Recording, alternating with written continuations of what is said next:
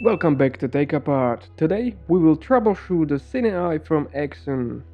If it's everything correct and plugged in, CineEye logo should turn solid white. As per this photo, white flashing means starting.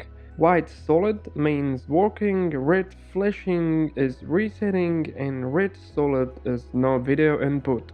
So let's say LED is a solid red and your camera is on and HDMI is plugged in.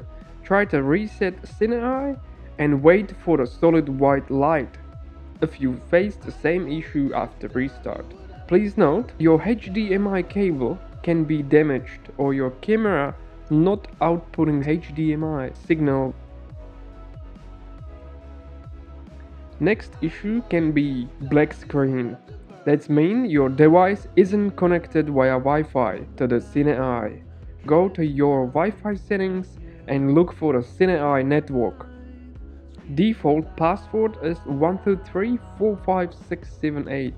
Please note, some of the Android devices has to turn off data while using CineEye. Now you can go back to the app and it should be okay.